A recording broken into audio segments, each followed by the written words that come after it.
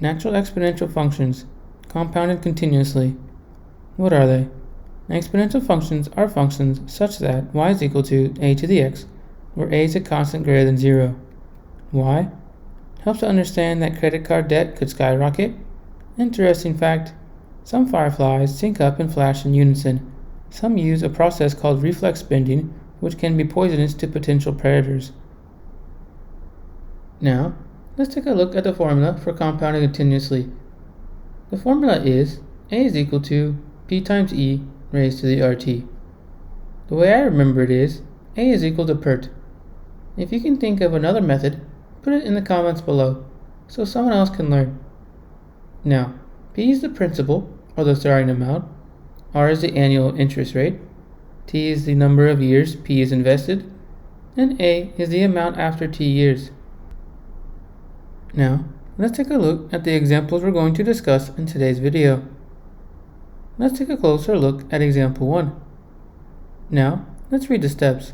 Step 1, set up the formula. Step 2, which variable is missing. Step 3, substitute and solve. Step 4, remember r needs to be a decimal.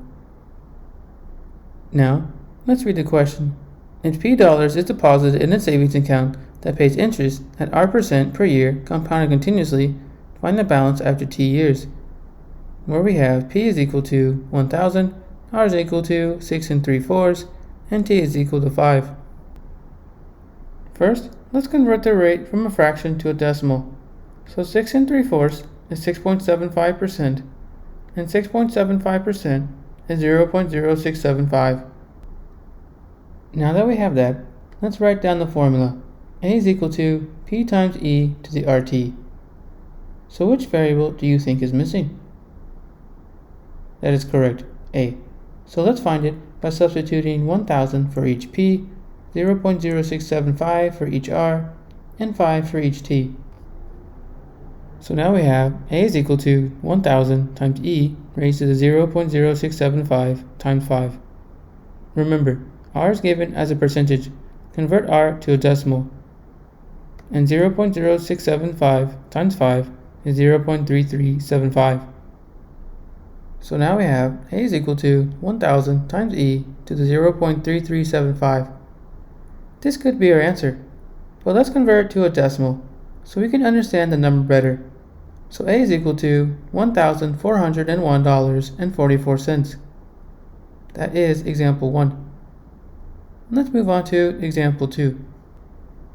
Now, let's read the question. How much money invested at an interest rate of R% per year compounded continuously will amount to $8 after t years?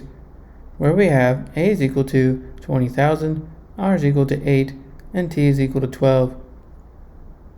First, let's convert that whole number to a decimal. So 8 is equal to 8%, and 8% is equal to 0.08. Now that we have that, let's write down the formula. A is equal to p times e to the RT. So which variable do we think is missing? That is correct, p. So let's find it by substituting 20,000 for each a, 0.08 for each r, and 12 for each t.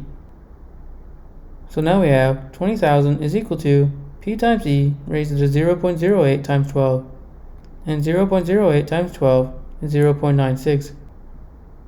Let's divide each side by e to the 0.96. So now we have 20,000 over e to the 0.96 is equal to p. This could be our answer, but let's convert it to a decimal so we can understand the number better. Let's convert that e to the 0.96 to 2.61170. So now we have 20,000 over 2.61170 is equal to p. And the result of that is p is equal to $7,657.86. That is example 2. Let's move on to example 3. Now, let's read the question. An investment of P dollars increased to $8 in t years. If interest was compounded continuously, find the interest rate. Where we have a is equal to 12,000, p is equal to 1,250, and t is equal to 4. Let's write down the formula. A is equal to p times e to the RT. So which variable do you think we are missing? That's correct. We are missing the r. Let's find it by substituting 12,000 for each a, 1,250 for each p, and 4 for each t. So now we have 12,000 is equal to 1,250 times e raised to the r times 4. Let's divide each side by 1,250, and the result is 9.6 is equal to e to the 4r. Now, we can actually solve the problem here. We can do this for any equation. We're going to graph each side and find the intersection point. So let's graph the left side, which will be our first equation. Y sub 1 is equal to 9.6. Now, let's graph the right side, which will be our second equation. Y sub 2 is equal to e to the 4r.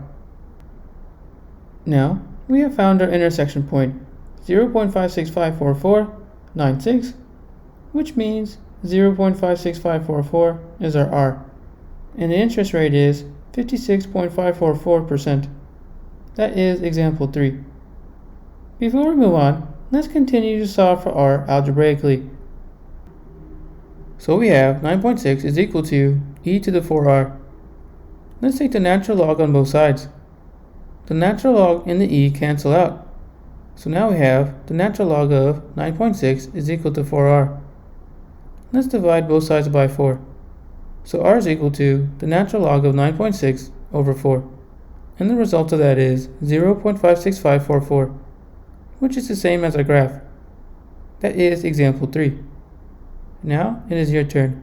So go ahead and pause the video here so you can take your time to answer this question, and I'll show you the results in 3, 2, and 1.